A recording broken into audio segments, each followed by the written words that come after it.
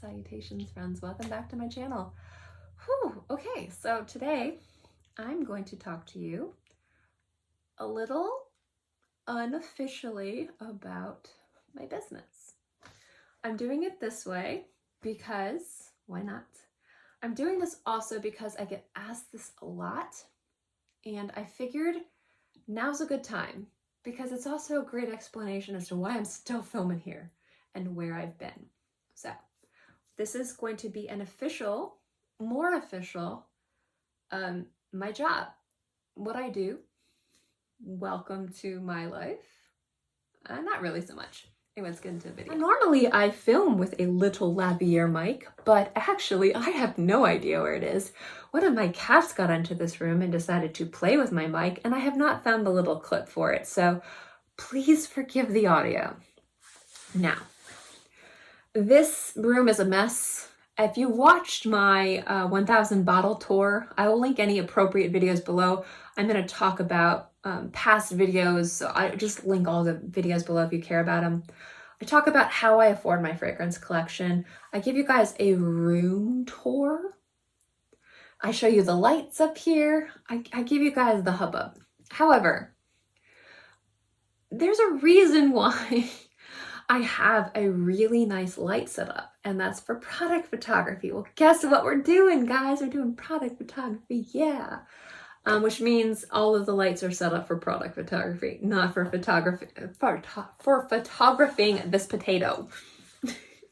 Now you're going to see my dinner, my second dinner, which is my horrible Thor cup filled with my mango lassi protein smoothie, because I did not have time to have a proper breakfast this morning, but I did have a breakfast. I haven't had my protein content for the day, so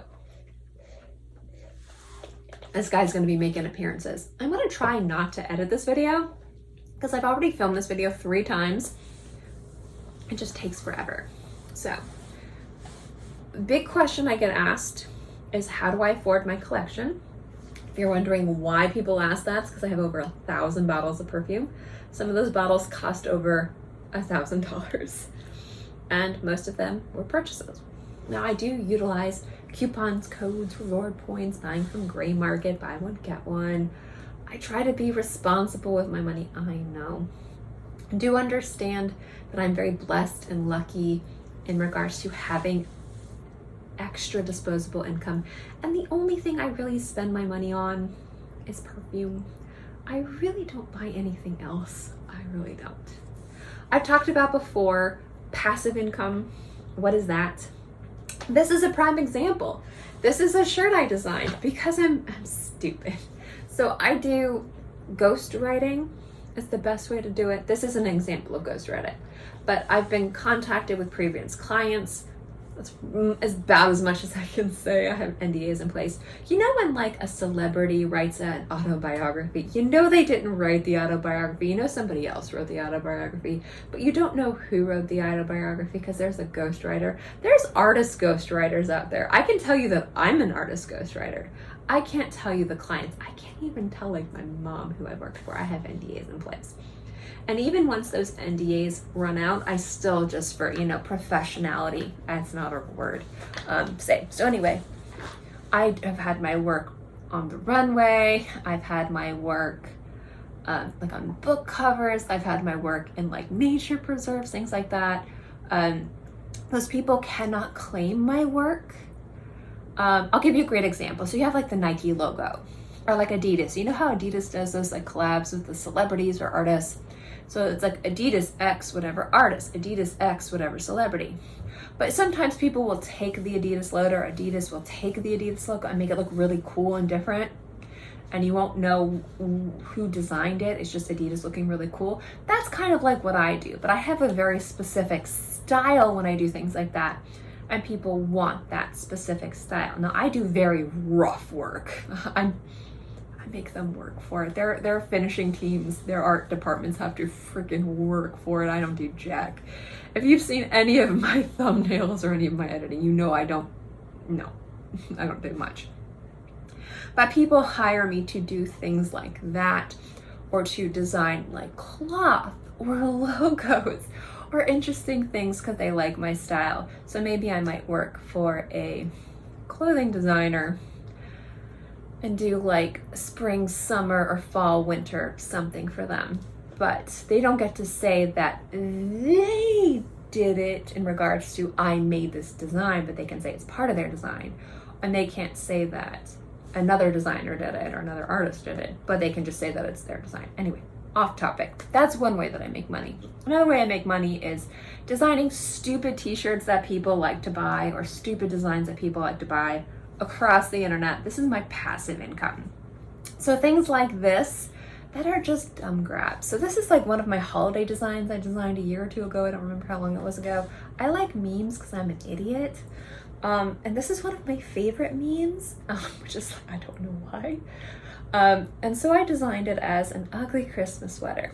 And you can get it on Amazon. I'll link it below. I mean, I only really get like 50 cents when anyone buys it on Amazon. No, I think I get $1.46. Yeah, I get $1.46 on Amazon. I don't get anything on Amazon, which is fine. But yeah, this is like passive income. This is more about nickel and diming, but just when a lot of people get it. Anyway, the only reason why I'm wearing this now is because I love it and it's Christmas. But this is an example of passive income. I don't have to do anything. Somebody purchases it on Amazon, and then in 6 months, I get a check for $1.46. But when you've got 12 different shops and hundreds of people over the course of, months and years do that, it amounts to, a few $100s or $1,000 or $2,000 a month here and there. So it amounts to actual money. I don't have to do anything for that because I already made the design and uploaded it. The only thing I have to do is to continually make designs and curate. So if something doesn't do well, remove it so my shop doesn't get gummed up. Now, my real job, this is why you guys are here, I don't know why anyone is, but it's fine, is something I've talked to you guys about before. Here's the Thor cup. Is my sandblasting. I'm gonna say a few things, a few disclaimers. First thing is I'm going to tell you about how much money and when I say I mean me and my business partner, John, my husband, we own an LLC. Now, when I say I've taken this seriously, this is how much money I've invested, that does not mean that I am negating people who have or have not invested the same or more. The reason why I'm telling you guys this is because I get a lot of people questioning how I can afford what I do. And I feel like transparency is important. And I know it's nobody's business, but if I'm sitting here sharing 30, 50 bottle hauls, I feel like it's my responsibility to be a bit transparent with where that money comes from. And I also think it's important for you guys to know that I am responsible with my money. I know that makes no sense, but I haven't had a haul, have I, in a few months? That's because when I need to take that extra disposable income and move it someplace else, I do. And that's been reopening my sandblasting glass etching studio. There we go. So the first thing I'm going to say is that you do not need to invest as much money as I do to have the same quality product. In fact, there are pros and cons to the variety of different ways that you can create an etched glass. The 3 different ways are chemical etch, sandblasting, or laser engraving. And there are pros and cons to each. Now, when people think of an Etsy shop, well, we had 2 to 3 different ways that we sold. The first way is we had client accounts with people. That was the bulk of our money. And I usually will reference yacht people. I've talked about it before. I'll link videos below if you guys care. So that way I don't have to make this video too long. Just know that lots of money in yachts. Lots of money in yachts. But throughout the years when we wouldn't have yacht accounts, or, there would be rough seas, so maybe there weren't so many yachts being chartered, we'd have a few designs sold on Etsy. Etsy would be kind of the more impulsive designs We would do fun, quirky things. We would do wedding. I do a lot of custom work. Somebody would come to me and be like, I'm getting married in 3 months. My mom, you know, my wife loves lobsters. I really like capybaras. My daughter loves strawberries. I incorporate that in design for toasting flutes. And I would work on a design and create them at an affordable price. And I mean, very affordable price. And we would etch them for them. And I always loved doing stuff like that. I loved doing wedding classes, and I loved getting photographs of my clients with their special flutes, especially when they were the silliest designs. I loved it. It was always so much fun. Or I loved doing like pet designs. I loved it. So Etsy is where I do it. The reason why I say Etsy is because people view Etsy as being kind of like garage sale, or they did, not so much anymore. And so people think cottage, like craft, you know, mom, you know, going to Michael's or Joann's, buying things on sale, making it on the kitchen table, and then selling it for like $50 on Etsy. And you know what? That's fine. That's legitimate, you know, because that person is still putting time and effort and love and investing money into creating a product. And I've invested money. I'm going to tell you how much money I invested in. It's not, I don't think it's going to shock too many people, but you're going to be like, oh.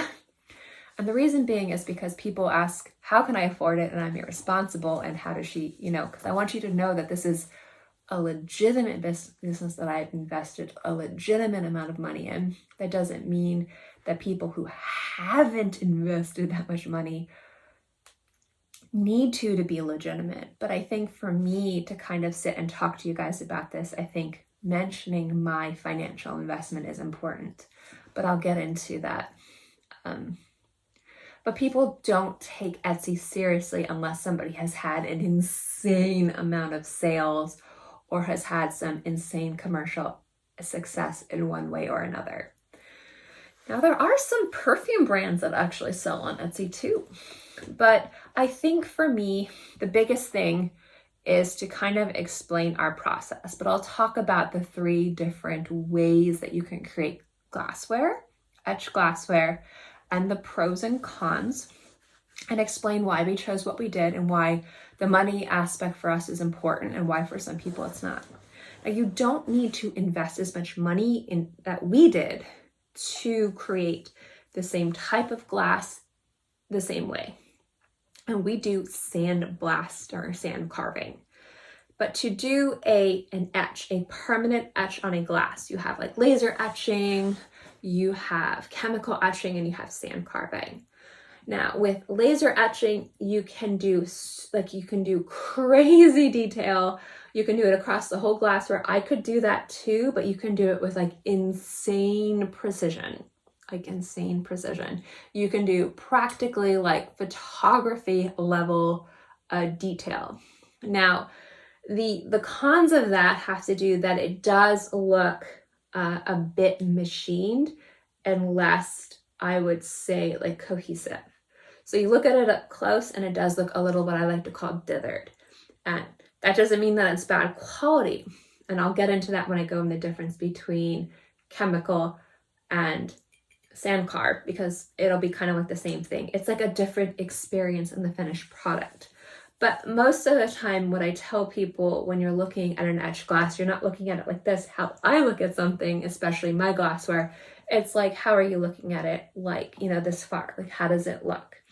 And most of the time, you're not going to really see the dithering. It's just going to be something that looks really detailed, really amazing. I tell people, if you like things that are incredibly detail oriented, like those lowball bourbon and whiskey glasses that have maps, or you want like this really fun photograph of like your dog or your kids, and you want it to literally look like a photograph, like you're going to want to go with laser etching. Now, that requires a laser, and those are several $1,000s. We have laser. We can laser etch. We choose not to. Not because of the quality, but because we fell in love with sand carving, and we'll get into that.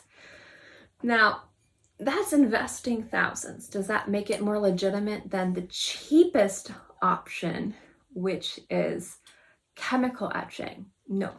And you can easily, and I mean easily, create a beautiful, crisp, gorgeous, pristine etch experience with chemical etching. You know who can't do that? This girl. Absolutely cannot. So those are people who I would say would do it more casual in their garage, on their kitchen counter. You know, didn't invest tens of thousands of dollars on their equipment. Don't take it seriously. I could not create the level of crisp, beautiful etch that people who have mastered the technique. You don't need to invest the equipment to do that. So just because I've invested tens of thousands of dollars in my equipment, and we'll get into that, doesn't mean that you have to. And it doesn't mean that they don't take it seriously and they aren't masters. So I take my craft seriously, and I've invested a lot of money because I had to, because of the style that I prefer to do for my business, for my volume. But if you prefer chemical etching, you don't have to do that. So that's kind of like what I mean, like I'm not better than chemical etchers because I spent $20,000 to $30,000 on equipment. They don't need to do that. They can create beautiful things. So the difference between chemical etch and sand carving, I like to say, is the texture of the glass. So they'll both kind of look consistently opaque, but when you go like this, you're not gonna feel the texture. So this has, obviously, it's deeply carved in. I love that. I love the texture. That's why I love sand carving. I love it. I love doing art carved glass where you see those like vases where they're cut in. I love doing that. We don't do it very often, but I love doing that.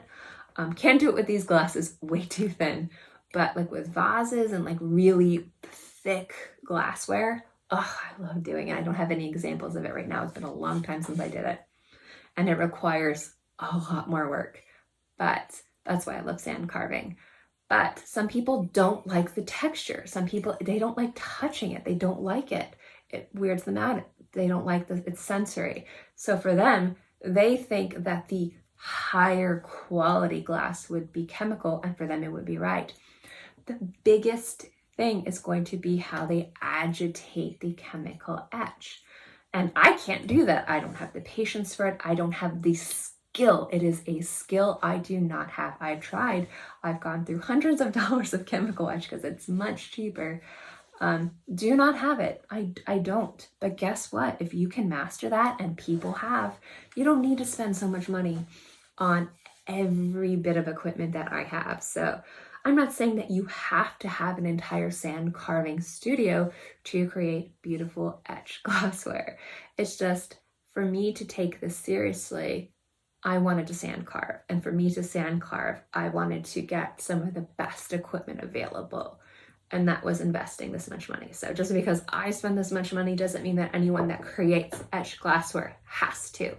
So that's kind of like what I mean. So the biggest, most important thing for me, for us, for this business, like I said, this whole video is going to be me talking about this business. And when I start talking about this business, I get technical, I get laser focused talking about this. So I'm sorry. If I start like looking glassy eyed, this is like when I go to trade shows, I kind of get laser focused on this, is the design. So I do these designs. These are my designs. Now we have two shops. We have one fan art shop where we do some fun, quirky fan art level stuff. A lot of those designs I do the designs myself. They're inspired, some aren't. We are working away from that. We want to completely close down that shop. But as I move around, you guys know my joints don't like staying in one spot. But most of the time, I like to draw this stuff, and I do. We do have a few clip arty things that we did in the very beginning when we were doing the vinyl. I'll get into growth when I talk about our equipment, which is kind of fun, but also terrifying when I talk about prices. But this is my design. So when we do this, you don't have to make your own masks and your own designs. You can buy pre-made ones. And a lot of people have created some really beautiful things, and the technique is how they layer it. it's the same amount of work and time and effort. I just prefer to draw everything and create everything myself. The trick is application and patience and stencils and everything like that. Like it's in the entire process. For me though, this drawing is my drawing. I actually originally designed this for t-shirts that I made when I was kind of doing a line of embroidered hats. I did embroidered like corduroy acid washed hats and bucket hats and a few kind of like tie-dyed and like bleached out hoodies last year. And it's just a little alien sitting on a mushroom, and it was so cute and it was so popular. I decided that I closed down that shop and I'm going to reopen that shop, completely different shop. I took all of those popular kind of like 90s designs that I designed and I'm turning them into glassware. Another design I have, hold on, this is kind of off topic, but it's a little alien with a cow. This stuff looks so just stupid, but some of the stuff that I do isn't. Like I said, some of the stuff that I do is like yachts, like yacht stuff. This is the impulsive buy. But these designs were specifically from a line of stuff I designed that again were based off of, you know, in like that 90s style, like the frog with the peace sign and the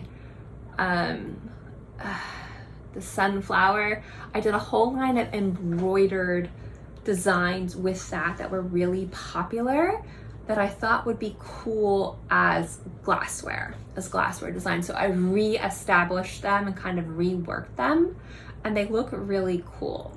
So we have a variety of different things, obviously.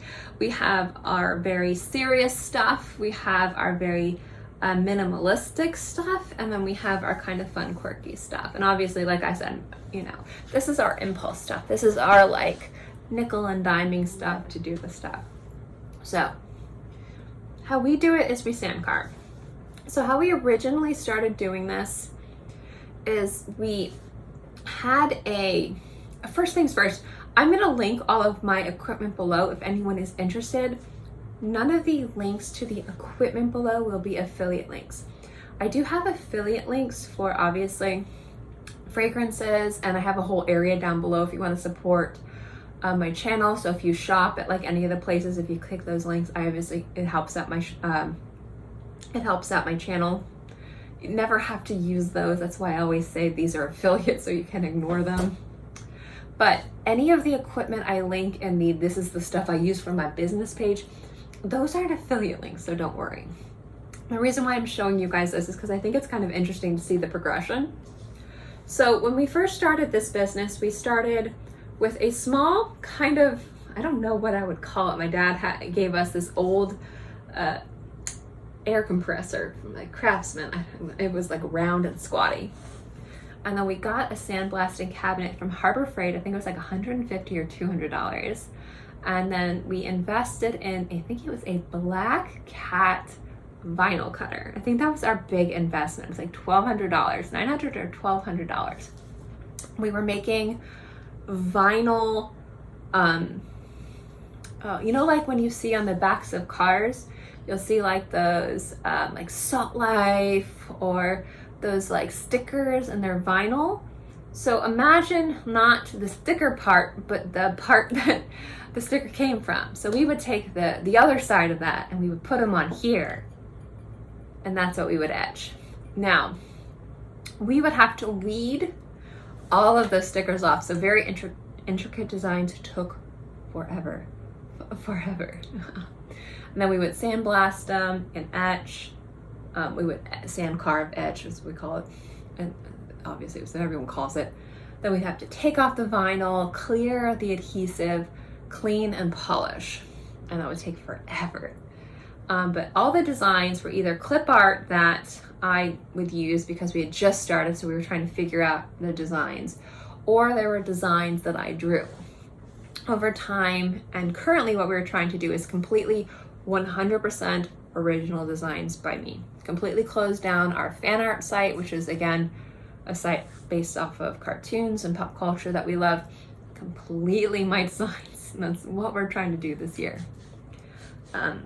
I'm focused completely 100% on my drawings, not clip art or anything like that. And doing intricate thin lines like this, impossible to do with vinyl because it just does not like to cut very thin lines, and it is impossible to weed, and it is impossible to fulfill orders at high volume. To give you an example, a glass like this would probably take us, if we were doing one glass start to finish, from cutting out the vinyl to applying it to etching it, it could take us an hour. I can do this from creating the art, cleaning it, printing the transparency, creating the blue mask for it, which is like creating if anyone has any experience making silk screens, it's the same thing, only instead of putting it on a silk screen, you're just slapping it on a glass. It's the best way I can do it because it's pretty much the same thing. And etching it, I can probably do it in 5 minutes. The longest thing to take would be to pressurize the Sandcarver. So to give you an idea, I could probably do 20 of these glasses in an hour. And the longest thing it would take would be to tape them. So much, much faster, much finer detail, much better quality experience. So after we started getting higher volume, and by higher volume, I mean in the first year, we did maybe 100 glasses. Next year, we did several thousand. Mostly between the weeks of November 20, like Thanksgiving and December 10th. Yeah, we did thousands of glasses. We had it on Etsy. We had clients outside of Etsy. This is when Reddit had a marketplace and we were part of the Reddit marketplace. It was insane. We had to hire people. We had to have family members come in. Our entire lives were glassware. And this is when we decided we needed to upgrade our equipment. So this is when we really invested. And so when we invested, we had purchased a laser cutter. We wanted to see if we wanted to laser glasses. I hated the finished product because I love the way that sand carving looks and sand carving feels. We had tried chemical etching because we could try, multiple people. We didn't have to sand carve. Maybe we could sand carve some and chemical etch others. It didn't work out. We didn't like that. We just liked sand carving. It was our preferred method. It doesn't mean that it was better than other methods because again, there's pros and cons to each. We just fell in love with sand carving. Again, some people are going to prefer lasers. Some people are going to prefer chemicals. Some people are going to prefer sand carving. We just preferred sand carving. Like, we're proud of what we create, but that doesn't mean that other people's aren't amazing. So we started to really look into what we needed to truly upgrade our equipment for our volume. And this is where we started to spend real money. So we invested, our biggest investment was the Crystal Blast Summit sand carving cabinet. At the time, we were looking at this Crystal Blast Navigator because we were also considering doing panels of glass for like windows. Some people had kind of been interested in doing like, sometimes like staircases will have like those sand carved or art carved like things, like scenarios, scenery. I can't say words, it's real late here. And those are huge and they're built to order. I think they start at like $25,000. I'm clumsy. We're like, no. If we needed to upgrade, we'll just get one of those on the side because that'll be a completely separate thing that we would need. We need something that's not that big currently, and that would be something we would need separately if we ever decide to do that. So we're not there yet. We decided to get the Crystal Blast Summit. We ended up spending, I think, just above $13,000. So this is you do not need to spend this much money on this machine. The one we got from Harbor Freight, which was $200, that one's fantastic. You can use that just fine. But for our volume and what we were doing, it's just like we looked at different machines, we looked at what we needed, the type of sand carving we were doing. We needed just a better sand carving machine for everything that we wanted to continue to do. And that is what we needed. And you can get better quality sand carving machines for like $2,000, for $5,000, for $8,000. Like, you don't have to go from $200 to $13,000. And we had weighed the pros and cons, but this was so long ago, I forget exactly what we were weighing against. And again, it's super late. But we had ultimately decided on the Summit. And again, the Summit was like just over $13,000. So we also had to upgrade our air compressor from one that was like barely to my shins to as taller than I am. I think it was like, $2,000. And then hold on, I'm taking a sip of my smoothie. And then we also had to, since we were completely doing higher volume of transparencies, we had to get a bigger exposure unit. So before we were exposing single sheets, now we were exposing multiple sheets. And you can get exposure units for like $2,000 for sand carving, but we actually found one for, I think it's used for silk screeners. That was like $5,000 or $6,000. That's huge. This thing is huge, like it's the size of like 2 refrigerators. And we ended up getting that because we just were making so many transparencies. Again, we were doing thousands of glasses a week and we needed to make so many different transparencies. And so it just worked better for our volume. And so we upgraded to that. On top of a few other things that we upgraded that I don't quite remember, just little things here or there for our current location studio. I think we ended up paying like $25,000 for everything to upgrade our equipment, like all at once. And that was our setup for a bit. It's our current setup now. It's great. Our next upgrade will be a washout machine. And that's going to be either like $12,000 or $20,000. But we don't have the plumbing for that. That's why we don't have one, because our water here is crap. Water pressure here is crap. This plumbing in this house is ridiculous. So that is like my business. That's the money. So I'd say in total, over the course of my entire business to start up it and keep it running, not in materials, like not in glassware, not in marketing costs, not in materials like, masking materials or void fill, just in equipment. I'd say we probably paid close to $30,000, which is a pretty decent chunk of change to invest in a small business, in your own business. So I guess that's kind of like what I'm saying is like we've made it back. I mean, we made it back plenty. So, we paid that back, thankfully. In fact, like we paid it back. We wouldn't have invested that much money if we didn't think we would make it back immediately. Like that's why we were willing to pay as much as we did for the blasting cabinet, because we knew that it would be a fantastic return on investment.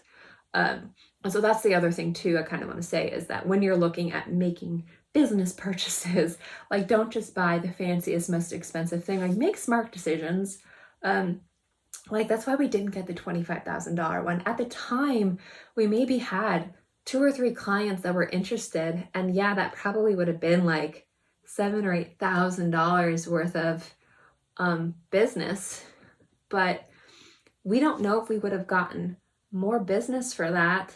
And like it wasn't just about making that money back. It was space, it was workflow. Like it wowould have changed our workflow because that thing was huge. Like it was a lot for that. So like we knew that this machine, like its footprint, how it worked, like we kind of like we went to like a trade show and got to use it and things like that. Like we definitely did our footwork, so to speak, before we invested that much money. We didn't just like close our eyes and like go into a magazine and be like, we want that one. Like we did some footwork. I'd research before purchasing that piece of equipment. But like we invested a lot of money. And that's a lot of money because we took it seriously. And like I said before, you don't need to invest that much money for etching glassware. And just because we invested that much money doesn't mean that we take it more seriously than other people. And like I said, depending on the type of etching that people do, you know, spending that much money can be completely stupid.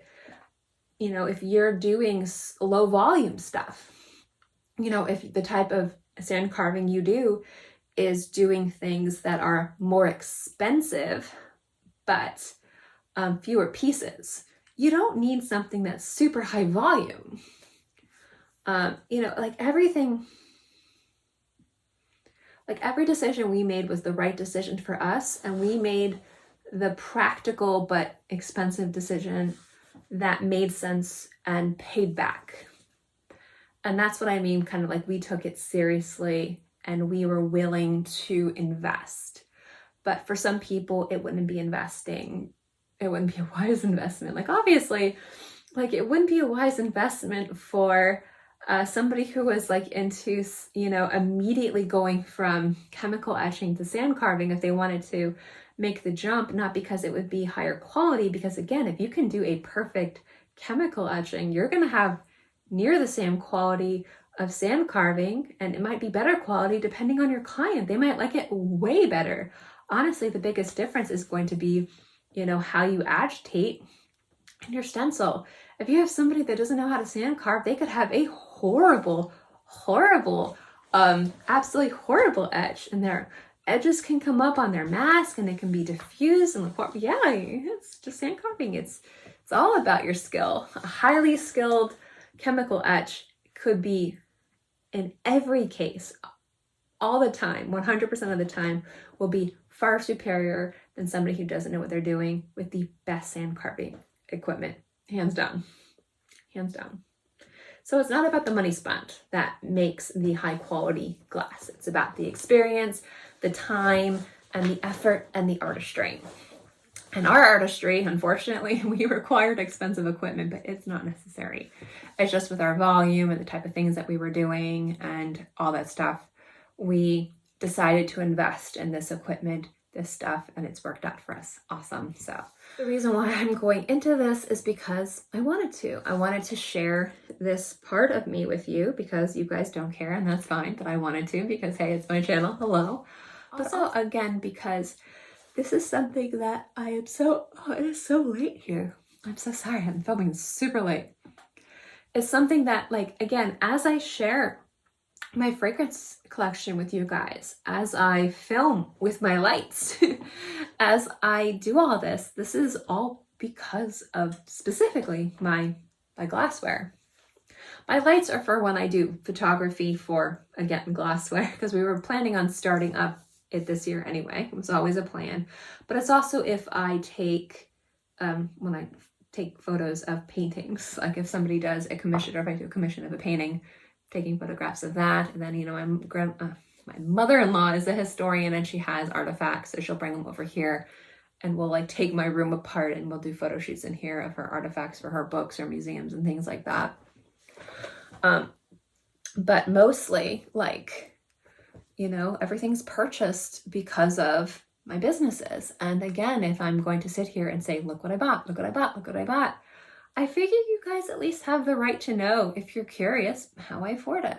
So this is what I do. I am basically a freelance artist half the time, and the other half time I'm a small business owner.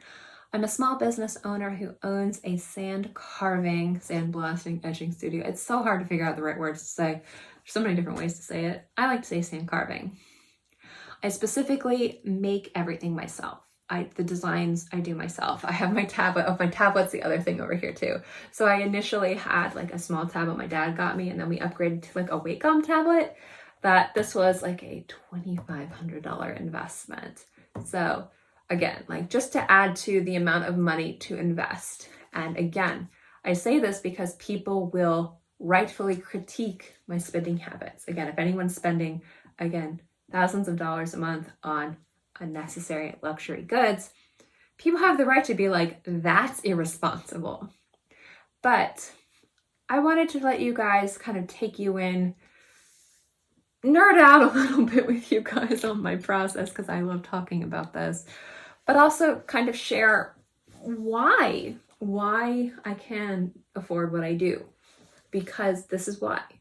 You know, my passive income, doing stupid stuff like this, does pay, like, it pays my bills, so to speak, you know, like my light bills, my phone bills, my insurance, things like that, whatever utility stuff, things, minerals, vegetables. But like the big amount of things, the bulk of what I do is my glassware. And this is what I'm so proud of, because it is something more than just, I'm not gonna say just slapping paint on a canvas, because I'm super proud of my paintings too. But for me, this is tactile, you know, like I can touch it, because there's so much that goes into this. Like, it is so cool to me to see, like, me draw something over here on this tablet and then to have it on a glass. It's so cool to me. I love it. It's like one time, I don't know. I don't know how to explain it. It's such a level of pride I have for this. It's such a level of pride I have for the quality that I can create, because I know I'm just looking at this. I'm so proud of this. You guys have no idea. Like, I'm so happy to have this finally be open again. I've been missing this. So that's also where I've been the past few weeks. So I will say one thing too. If you've stuck with me through this entire thing, I linked my shop below. Obviously, I pinned a comment. We are currently in the process of retaking photographs of everything. So this is the biggest thing that we have put off till the very end. One of the things that we did when we were really kind of growing faster than we expected in regards to our Etsy shop, not our, like, I call them yacht clients, but we had a variety of term clients that weren't just yachts, is that we had no time to take proper photographs of everything. So there were times where I would like put like a weird like satin pillowcase in the microwave and like shine a light in a, like, diffuse it with like another pillowcase and take photos of glasses like in the microwave and like make some like really stupid shadow box, because I needed to get up like new designs like ASAP. So some of these photographs are garbage on Etsy. Whew, they are bad. They are bad. So what we are doing now, which is why the lights are, I'm sitting here and over there, is we are currently in the process of rephotographing and editing everything. Now we're doing this in 2 to 3 steps. So the first step is getting up the just basic photographs, because we actually have hundreds of designs. We've taken most of them down and we are getting up our most popular designs first. And some of those are really bad photos, but if they weren't popular, they can wait. So there are some horrible photographs up. I'm so sorry. I am apologizing so bad. Please do not take my horrible microwave box photography as any indication of the quality of our fine craftsmanship. Oh no.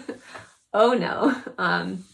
We are currently working on that. Hopefully by the end of the year, we will have those redone. Next step is more glam photography for most of our high bestsellers.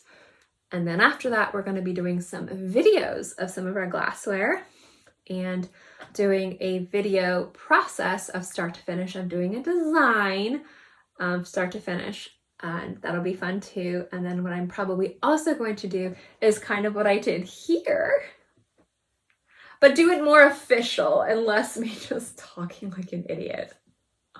And that'll probably be on maybe a channel. We haven't decided if we're going to start a channel talking about not just sandblasting, but the other things we do. Something you guys don't know about us, specifically me, is that we do a lot of handyman stuff. So we have what I call a little fab lab. I've talked about this before, we have a CNC router.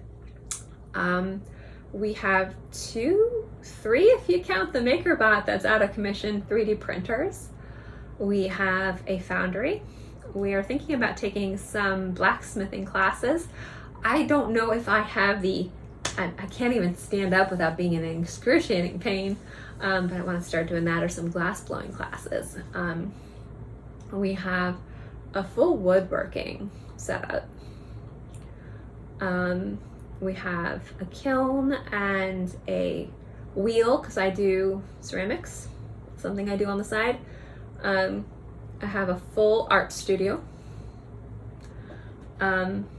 So we have a full setup. I know I'm forgetting something. Oh, laser cutter. There we go. And we have a lot of projects around that we want to do, that we're thinking of filming. And if I get better enough to stand on my feet, we've considered filming them. And not doing it like a DIY show, like, hey, look at me, here we go. But just being kind of like how I'm casual sitting here talking with you, or like my YouTube channel, being like, hey, here's this potato. let's make something stupid. Not quite like that, but kind of doing projects that we want to do. Things that we've done in the past, back when Minecraft wasn't a thing, but it was a thing. One of the things that we did, before it was, I think, even officially sold, when it was like $5 for the beta. We played Minecraft, and it was like $5 for the beta. I know, back before most Minecrafters weren't even born. We used to go to this thing called Nerdapalooza. It was really cool. Our friend ran it. It was when I was a part of Nerdy Show. We built an animatronic creeper, and it was life-size, and I spent a week making sure that all of the green cubes were the right green in the right order. Like, I sat there with like different